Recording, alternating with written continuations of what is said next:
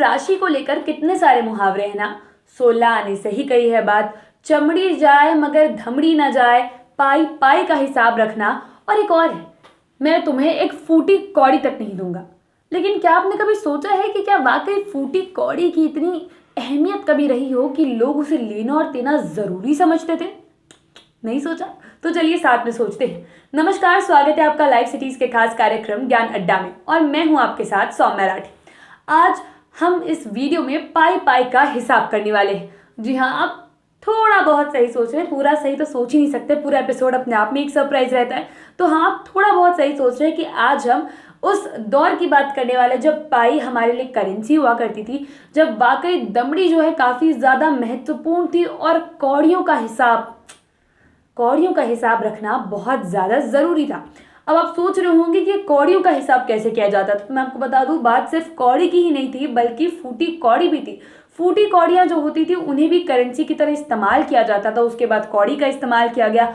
उसके बाद जब सिक्के आने शुरू हुए तो काफ़ी अलग अलग तरीके के थे। पहले दमड़ी थी, उसके बाद पैसे आए, उसके बाद ढेले आए और पाई आई। पैसे तो खैर आज हम इस्तेमाल कर रहे हैं, पैसे नहीं, अब हम रुपए इस्तेमाल करते हैं। बोलचाल की भाषा में अक्सर पैसा कह दिया जाता है। और सिक्कों के बारे में तो हमने इतिहास की पुस्तकों में पढ़ा भी है, और अगर नहीं पढ़ा है तो म्यूजियम्स में उन्हें देखा जरूर है। कभी सोने के सिक्के हुए, कभी तांबे के सिक्के हुए, कभी चांदी के सिक्के हुए।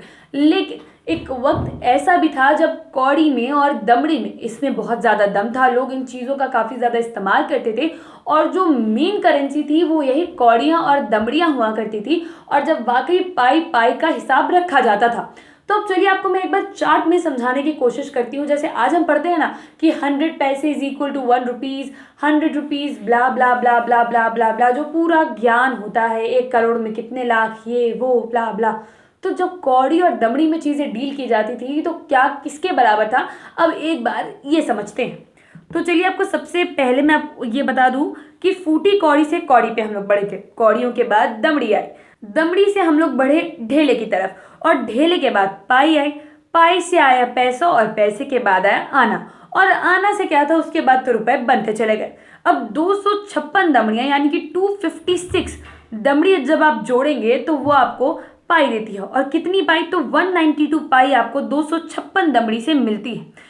और वही दमड़ियाँ 256 दमड़ियाँ 128 ढेलों के बराबर होती है, और यही 64 पैसे के बराबर।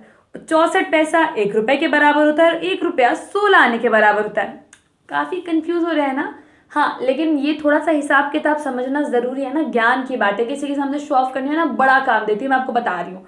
अब आगे सुनते चले जाइए। फूटी कौड़ी की अगर हम बात करते हैं तो 3 फूटी कौड़ी मिलाकर 1 कौड़ी की कीमत बनती है।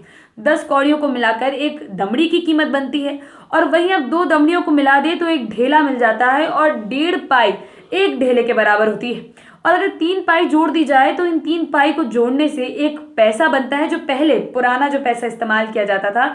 4 पैसों को जोड़कर 1 आना बनता है, और 16 आने अगर जुड़ जाए तो 1 रुपया बन जाता है। तो देखा एक एक पाई कितनी ज़्यादा महत्वपूर्ण थी, और इसी तरीके से इसी करेंसी का इस्तेमाल किया जाता था। और ये उन दिनों की बातें हैं जब बार्टर सिस्टम भी चला करता था। आपको याद होगा बार्टर सिस्टम के बारे में, जब लोग पैसे में डील नहीं करते थे, लेकिन अलग अलग तरीके की करेंसी होती थी। अगर आप लोग में से कुछ बार्टर सिस्टम के बारे में नहीं जानते हैं तो आपको मैं ब्रीफ में समझा देती हूँ। होता ये था कि मैं जाऊँगी बाजार में और गेहूँ बेचने के लिए, लेकिन मेरे पास गेहूं के अलावा देने के लिए कुछ भी नहीं है, और मुझे आपसे चावल खरीदना, तो मैं 1 किलो चावल के बदले में आपको 1 किलो गेहूं बेच सकती हूँ। और रुपयों का हिसाब नहीं होता था, हिसाब सिर्फ और सिर्फ चीज़ों का होता था। और ऐसे एक के बदले एक चीज़ दे दी जाती थी, और सारा जिसे जो कुछ चाहिए वो स्टॉक करके अपने घर ले जाते थे। और उसके बाद जब चीज़ें बदली, लोगों को लगा कि करेंसी होना ज़रूरी है, तब बात कौड़ियों, ढेले, रुपए और पैसे पर आई।